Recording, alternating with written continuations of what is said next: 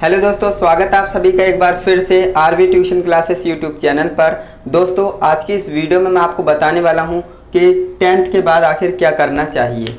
जैसा कि आपने अभी 10th पास किया है तो आपके माइंड में ये क्वेश्चन आ रहा होगा कि अब मैंने 10th कर लिया तो अब आगे मैं क्या करूं, है ना। आगे काफ़ी सारे रास्ते आपके सामने हैं बट आपको अभी नज़र नहीं आ रहे हैं। आपको करना क्या है, इस वीडियो को शुरू से एंड तक कंप्लीट देखना है एंड इसके बाद आपके सामने जितने भी रास्ते होंगे ना वो आपको नज़र आने लगेंगे, फिर चाहे आप किसी भी रास्ते पर निकल जाना। तो चलिए दोस्तों, वीडियो शुरू करते हैं। बट उससे पहले मैं आपको बता दूं कि इस चैनल के साथ साथ हमारा एक और चैनल है कंप्यूटर, जिस पर मैं कंप्यूटर की नॉलेज देता हूं, तो आप उस चैनल को सब्सक्राइब कर सकते हैं। लिंक डिस्क्रिप्शन बॉक्स में है, जाकर विजिट जरूर कीजिएगा। वहां पर मैं कंप्यूटर भी पढ़ाता हूं। ओके, तो यहाँ पर हम बात करते हैं भैया 10th क्लास के बाद आखिर हमें क्या करना चाहिए, है ना। 10th के बाद क्या करें, तो देखिए दोस्तों, मेनली जो हमारे 10th के बाद है ना वो 4 रास्ते हम खोल सकते हैं। वैसे जो है ज़्यादातर करियर ऑप्शन जो होते हैं 12th के बाद ही खुलते हैं, बट 10th के बाद भी हमारे काफ़ी सारे रास्ते होते हैं। तो आज की इस वीडियो में मैं आपको जो बताने वाला हूँ ना, उनमें से भी आप किसी को सेलेक्ट करेंगे तो आगे आप अपना ब्राइट फ्यूचर कर सकते हो। दोस्तों, आप 10th के बाद ही क्यों सोचने लगे कि मुझे आगे क्या करना है, क्योंकि आप सीरियस हो। काफ़ी स्टूडेंट सीरियस ही नहीं होते हैं, उन्हें तो बस कोर्स करने से मतलब है ना। उन्होंने 10th पास किया, इसके बाद वो 11th में आएंगे, कोई भी सब्जेक्ट चुन लेंगे रैंडमली और करने लगेंगे एंड इसके बाद आगे जाकर उन्हें पछताना पड़ेगा। तो आपने ऐसा किया है, आपके दिमाग में ये डाउट आया है, तो डेफिनेटली आप अपने फ्यूचर को लेकर, करियर को लेकर बहुत ज़्यादा सीरियस लगते हो। तो इस वीडियो के नीचे कमेंट करके ज़रूर बताइएगा कि आपका ड्रीम क्या है ना, आप क्या बनना चाहते हो। एंड हम आते हैं अपने वीडियो के टॉपिक पर। तो देख सकते हैं 10th के बाद आखिर क्या करना है। तो मैंने आपको बोला 10th के बाद जो है हमारे पास 4 रास्ते खुल जाते हैं, है ना। 4 रास्ते होते हैं, है ना। 4 रास्ते कौन से हैं, चलिए समझते हैं। देखिए, पहला जो रास्ता है ना वो है ITI, है ना। पहला रास्ता आपका पास ITI हो गया, फिर आपके पास GTI, है ना, GTI हो गया। फिर आपके पास जो 11th है ना, 10th के बाद 11th भी कर सकते हो आप, है ना। एंड इसके बाद आपका हो गया कंप्यूटर, है ना, कंप्यूटर। इन चारों के बारे में मैं आपको बिल्कुल डीप में समझाने वाला हूँ। मैंने बहुत ज़्यादा एनालाइज किया एंड इसके बाद ही आपको 4 रास्ते बता रहा हूँ। हालांकि इसके बाद भी और भी रास्ते होते हैं, बट अगर आप इन रास्तों पर चलोगे ना तो डेफिनेटली आप कुछ बन जाओगे, है ना। तो देखिए, आपका जो ITI है ना, एक हो गया आपका ITI और दूसरा आपका हो गया GTI, तीसरा आपका हो गया 11th और चौथा आपका हो गया कंप्यूटर यानी कंप्यूटर साइंस, है ना। अब देखिए, आपको जाना किस रास्ते पर है ये आपको डिसाइड करना है, क्योंकि देखिए डिसाइड कैसे करेंगे, आपको इंटरेस्ट से, है ना। अब 10th कर लिया आपने, आपको इंटरेस्ट पता लग गया होगा कि मुझे डॉक्टर बनना है, मुझे इंजीनियर बनना है ना, क्या बनना है, किस में इंटरेस्ट आता है मुझे, तो वो आप डिसाइड करिएगा एंड इसके बाद ही आप इनमें से किसी को भी सिलेक्ट करिएगा।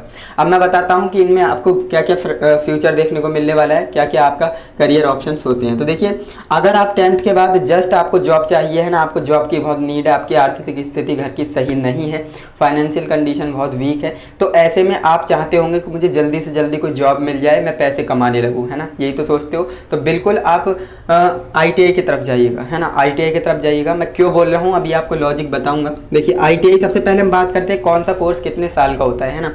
तो देखिए, जो आपका ITI है ना, सबसे पहले इसमें ITI में 2 ट्रेड होती हैं, 2 तरह के कोर्सेज होते हैं, एक टेक्निकल और एक नॉन टेक्निकल, है ना। टेक्निकल में क्या आते हैं, जैसे इलेक्ट्रीशियन, फिटर, डीजल मैकेनिक, है ना, जो ये किस में आते हैं, जो आपके टेक्निकल में आते हैं। और जो आपके नॉन टेक्निकल भी होते हैं, है ना। नॉन टेक्निकल जैसे आपका हो गया फैशन डिजाइनिंग वगैरह, बहुत सारे कोर्सेज होते हैं।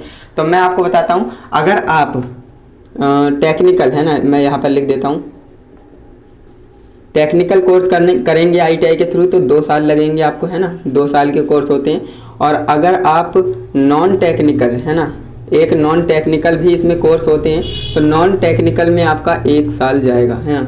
नॉन टेक्निकल कोर्स 1 साल का होता है ITI के थ्रू और टेक्निकल कोर्स 2 साल के होते हैं ITI के थ्रू। और ITI भी आपको किससे, प्राइवेट से नहीं करना है, प्राइवेट में बहुत ज़्यादा पैसा जाता है। आपको करना क्या है, गवर्नमेंट से करना है। देखिए, अगर आप UP से है ना तो बहुत खुशी की बात है आपके लिए, क्योंकि यूपी में एंट्रेंस ही नहीं होता है ना। यूपी को छोड़कर बाकी अगर स्टेट्स में आप जाएंगे ना तो वहाँ पर एंट्रेंस के थ्रू ITI में एडमिशन होता है। लेकिन अगर आप यूपी में हैं, 10th में अगर आपकी अच्छी परसेंटेज आ गई, है ना, मान लीजिए आपकी 80 है ना, 80% भी आपके मार्क्स है ना 10th में, तो आपकी बहुत ज़्यादा प्रोबेबिलिटी होती है कि इसमें टेक्निकल ट्रेड में एडमिशन मिल जाए, है ना, कॉलेज मिल जाए। और नॉन टेक्निकल तो मिल ही जाएगा भाई, 80% है ना, 70 से 80 है, फिर भी आपको अच्छा खासा कॉलेज मिल सकता है। अगर आप जानना चाहते हो कि किस ट्रेड में हमें जाना चाहिए, कितनी परसेंटेज पर कौन सी ट्रेड मिलती है, कमेंट करिएगा, मैं इसके ऊपर भी वीडियो जरूर लाऊंगा, है ना। तो ये मैंने आपको बता दी कि टेक्निकल जो होगा, टेक्निकल कोर्स अगर आप करेंगे ITI के थ्रू तो 2 साल लगेंगे, एंड नॉन टेक्निकल में आपका 1 साल लगेगा, है ना। एक कोपा कोर्स होता है ना, जो कंप्यूटर में मैं आपको बताने वाला था, चलिए यहीं बता देता हूँ। ITI के थ्रू अगर आप कोपा करते हो, कंप्यूटर ऑपरेटर प्रोग्रामिंग असिस्टेंट, है ना, तो ये 1 साल का कोर्स होता है, ये भी 1 साल का कोर्स होता है। देखिए ITI में भी कंप्यूटर का कोर्स आपके लिए प्रोवाइड किया जा रहा है, वो भी बिल्कुल मिनिमल फीस में, जो कि गवर्नमेंट से करते हैं, तो है ना, तो क्यों ना इस चीज़ का फ़ायदा उठाया जाए। तो ये मैंने ITI के बारे में बता दिया। अब मैं बात करूँगा GTI, है ना। ITI की फुल फॉर्म क्या होती है जानते ही होंगे, इंडस्ट्रियल ट्रेनिंग इंस्टीट्यूट। और जो आपकी GTI होती है, इसकी गवर्नमेंट टेक्निकल इंस्टीट्यूट, जिसका नाम आजकल जो है पॉलीटेक्निक बहुत ज़्यादा फेमस है ना, पॉलीटेक्निक, इसे ही हम क्या कहते हैं, पॉलीटेक्निक। ये आपने सुना भी होगा कि भैया पॉलीटेक्निक कर लो 10th के बाद, है ना।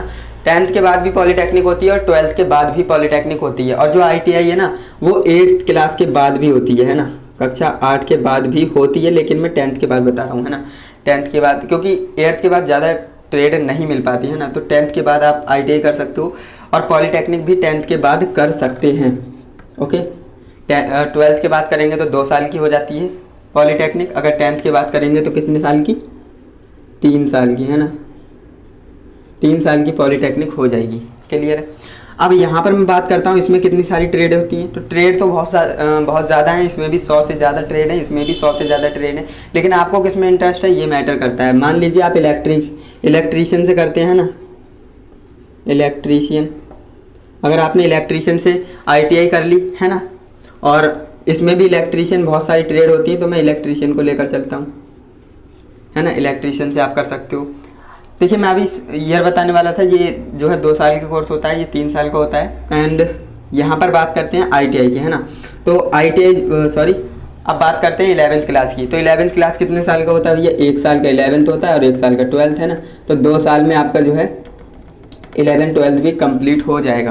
क्लियर है। इंटरमीडिएट पास कर लोगे 2 साल में। और ये कंप्यूटर कोर्स जो है ना, वो 6 से लेकर 6 साल का, है ना, वो सॉरी 6 महीने का, देखिए 6 महीने का भी होता है कंप्यूटर कोर्स कम से कम, और ये जो है 3 महीने का भी होता है ना, और 1 साल का भी होता है, और 2 साल का भी होता है, 3 साल 4 साल इस तरह के कोर्सेज होते हैं, है ना।